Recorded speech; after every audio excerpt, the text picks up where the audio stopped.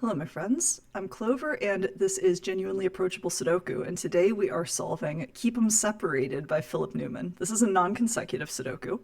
That means we have normal Sudoku rules, placing the digits 1 through 9 once each in each row, each column, and each outline 3x3 region. And in addition to that, we have a non-consecutive rule, meaning that digits that are directly next to each other, like these, cannot ever be consecutive. They can't ever have a difference of 1. This one is a little bit tricky, so Philip recommended that we start by focusing on individual digits. Philip has 2 small children. He suggested that we start with 6s and 7s. So let's look at 6s. We have 2 6s looking into region 3. 6 can't go directly below a 7, so 6 has to go right there. Now we have a 6 looking down here. 6 can't go next to 7, so 6 has to go into one of those cells. Therefore, the only places that we can put a 6 in region 8 are here, and 6 can't go right next to 5, so that must be our 6. Now we use normal Sudoku to place a 6 right there. We have 6s looking into region 4, and 6 also can't go next to 5 or 7, so 6 must go there. And finally, these are the only positions for 6 in region 6. So now if we focus on 7s for a moment, we have 7s looking into region 4, eliminating those cells, and 7 also can't go next to 6, so it must go right here. That tells us that in region 6, 7 can only go here because it can't go next to a 6. Therefore, we can place our 6s.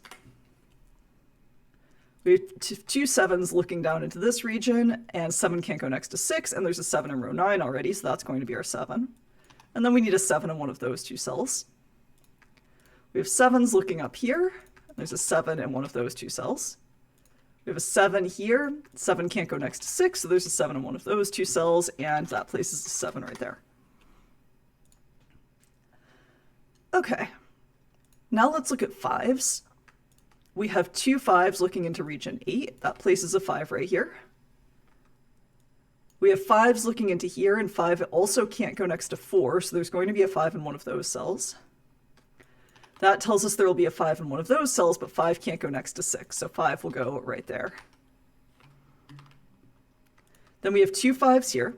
5 will go in one of these cells in region 4, but it can't go next to a 4, so we're going to place it right there.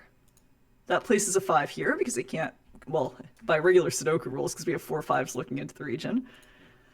And then we need to place a 5 down here somewhere, and it's going to go in one of those 2 cells. Now if I look at 4s, I have 2 4s here. That places a 4 here by normal Sudoku rules. I now get a 4 in one of those cells, and if I look at region 8, I can't have a 4 next to a 3 or a 5, so 4 is going to go in one of those, and that tells us that the only positions for 4 in row 8 are here or here. 4 will not go next to 5, so it actually does have to go right there. And that tells me there is a 4 in one of those. Now I have 4s looking into this region, so there has to be a 4 in one of those cells because it can't go next to the 5. And I think that's all I'm going to get out of 4s right now. Okay, now if I look at 3, 3 is ruled out of these cells in region 6, and it's also ruled out of this one, so there's a 3 in one of these 2 cells. And that tells us that 3 in region 5 has to go up here, but it can't go next to 4, so it must go right there. Therefore, there is a 3 in one of those cells. And I don't think I'm going to get a lot more utility out of 3s at this point in the solve. I do have a 2 here, which rules 2 out of every cell in region 5 except for this one. And this is now going to be an 8-9 pair. And now if I look at row 8, I need a 1, a 2, and a 9, and the 9 can't be next to the 8, and the 1 can't share a region with 1. So that must be my 2. That's going to be a 1, and that will be a 9. And that takes care of the remainder of that row. If I look at this column, which is nearly complete, I need 2, 4, 9, and 8. I know that 4 is in one of those cells, so these are going to be from 2, 8, and 9. And that can't be a 2. And I don't think I get much else out of that at the moment. Here I need 4, 7, 8, and 9. That's not going to be a 4. That's not going to be a 4, a 7, or an 8. It's not a 4 because it touches a 5, and it sees a 7 and an 8, so that will have to be our 9.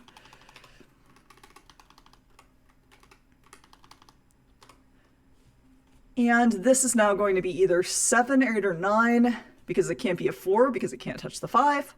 And it already sees an 8 and a 9, so that's a 7. That lets us eliminate 7 here. 8 can't go next to the 7, so that's a 4 and an 8. This becomes a 9. 8 can't go next to the 7 again, so that's a 9 and an 8. 7 to finish off this column. Now to finish off this column, we're going to need a 1 and a 3. And to finish this column, we're going to need 2, 4, and 8. 2 can't go next to 1, so this cell becomes the 8. And the other 2 are going to be 2 and 4. Now this is a really cute little trick that I was looking for an opportunity to show you guys. If this was a 3, then no matter what we put in this cell, it would be consecutive with the 3. So this definitely can't be a 3. That's going to be a 4 and then a 2, which places our 4 here. Now if we look at finishing this region, we need 2, 3, 8, and 9, and these can't be 3 or 8 because they see a 3 and an 8. This one sees a 9, so that's now going to be a 2 with a 9. 3 can't go next to 2, so that's my 8, and that is my 3. These two cells contain a 1 and a 3. That's a 1 and that's a 3. These are going to be 1, 2, and 8. And I don't know which way around those go yet, actually, but this is also either a 2 or an 8, and it's definitely an 8, both because it's touching a 3 and because it sees a 2 in its row. These are going to be 2 and 9, and 2 can't go with a 1 or a 3, so that's a 2 and that's a 9. That makes this a 9. And now I get a 1 right there. These digits are going to be 2 and 9. And these are going to be 3 and 5. To finish off this row, I need a 2 and an 8.